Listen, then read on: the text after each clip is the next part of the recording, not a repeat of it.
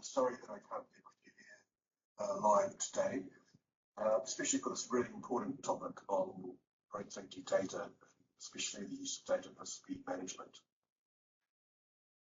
So I want to talk firstly about the importance of data in road safety, and then switch to a discussion around how we use this data to help effectively plan strategies around speed, touching particularly on speed performance indicators, and then lastly some words around how we collect speed data. The importance of data, you've probably heard this saying before, that what gets measured gets managed. This is very true, but we need to do this very carefully. In terms of the uses of data in road safety, it's used for a lot of different reasons to help develop strategies, action plans, set targets, to identify the problems that we have on our road networks, what's causing those problems, those crashes, identifying the different solutions or treatments that we might use, and also to help monitor and evaluate our programs as well. This is a very famous diagram in road safety, and it's probably one of the most important diagrams about road safety management. But simply it shows at the bottom of this pyramid all of the institutional management functions, all of the different activities like promotions, coordination, and research, etc. All the activities we do as agencies particularly, these lead to the interventions that we choose to select to help improve road safety outcomes. What's important here, though, is this diagram shows the data implications from this process. And I just want to talk through very quickly what that means in terms of speed. So it's broken down into smaller steps.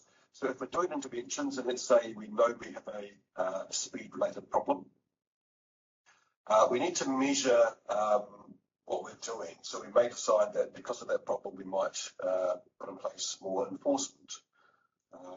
We might look at lowering our speed limits. So what we need to do, though, is we need to track what we're actually putting in place. It's no good to say that, yes, we want to do this initiative. Sometimes it doesn't get done, or it's not done in the right way or with enough resource. So we need to track the amount of outputs. So this is things like the hours of extra police speed enforcement in an area.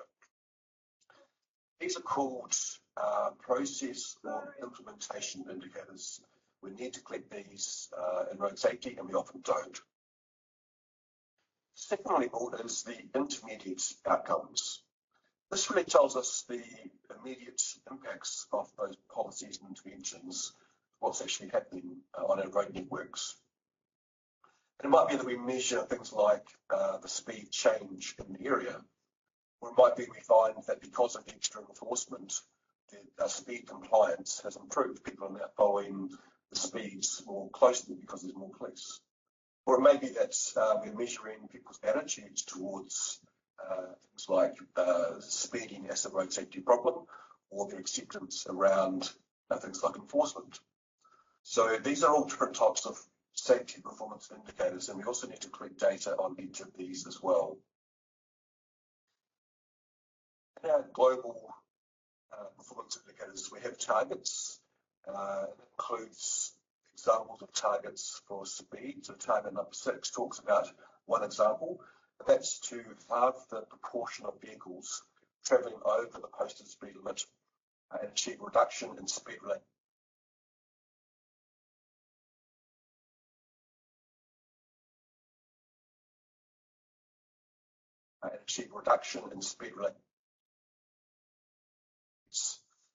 See here they have an initial figure based on their data they've measured. They have interim targets, limits on rural roads, and on the they have measures of compliance. So they'll have what is the current level of compliance speed limits on rural roads and on the streets. See here they have an initial figure based on their data they've measured. They have interim targets on the way through to an ultimate target, in this case by 2020. They track their performance each and every year. This is really important to see that what we're doing in terms of our interventions are actually working. There's a whole range of performance indicators that we could use. It could be things like speeding citations. It could be things like the speed monitoring, the average speeds of vehicles. It could be things like the attitudes of drivers. We don't need to use all these indicators. It's often difficult to collect lots of data. So start with a small set of indicators that are easier to collect, but are also quite meaningful. And later we can add other targets to that process. And lastly, at this top level, we have the final outcomes. It's only after some time that we really understand the impact of these interventions on our crash outcomes. So we measure crashes, often through police data, but it might take 2 or 3 years for us to understand whether the crashes have come down based on our policy. So in this case, that may mean that speed enforcement. Over time, we can see that that's had an impact on crash outcomes. So really, it's important that we measure all of these different types of data to help understand that we're delivering the outcomes that we hope to deliver, that they have any immediate impacts that we'd like to see, and then ultimately that they have an impact on crash outcomes. Lastly, in terms of speed data, there's lots of different ways we can collect speed data. The more modern ways is using the speed radar or laser cameras, and police often use these as part of their enforcement. We can measure the speeds of vehicles across our networks using these same devices, but perhaps in a hidden way. We need to be not seen by road users, otherwise they may think we're actually there to do enforcement. Or it might be, and we often use these tubes, these counters on the road surface, like in the bottom right image there. And that's essentially where a recorder on the side of the road measures the time it takes for a vehicle to travel from one point to another, and we can calculate the speed of each vehicle at one location. For those who are very poor on resources, we actually have a manual means of doing that same data collection. We can use a stopwatch. If a vehicle passes a point on the road, we can start the stopwatch, stop that to measure the time a known distance away, and from that we can calculate the speed of the vehicle over a short distance. So from these different types of data collection, we can measure things like what's the average speed of the vehicles at this location? What's the percentage of the vehicles who are actually speeding?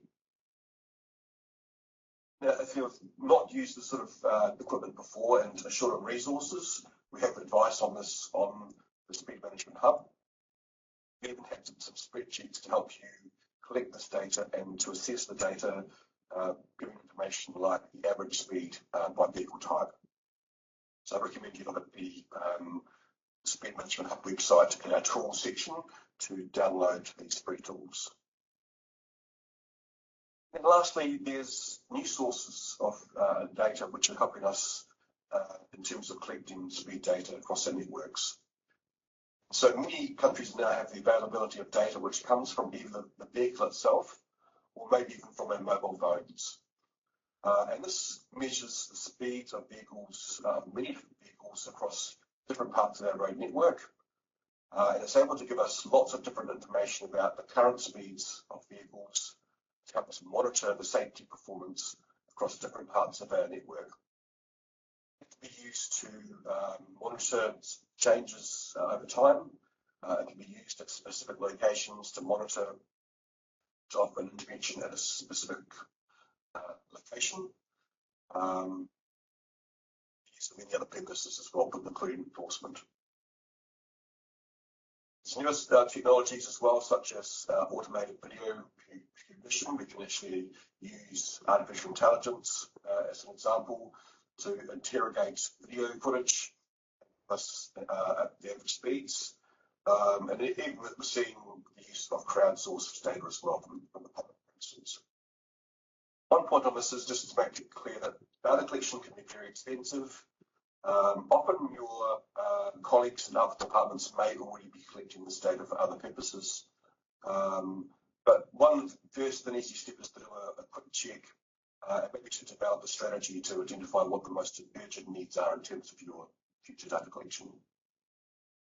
So in summary, we require good road safety data to manage road safety outcomes.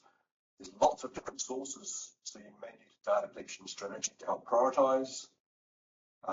We need to support our implementation through measuring different sorts of data, so implementation indicators, intermediate outcomes, final outcomes. So all those different sources of data are really important, and we need to use that to monitor across networks or even at project level. But also this data can help us to understand more about locations for us to put in place different interventions. So that's for ensuring improvements, also for police. So I'll pause there, and hopefully that's been useful, but also hopefully it generates some conversation later. Thank you for your time. Thank you to Blair.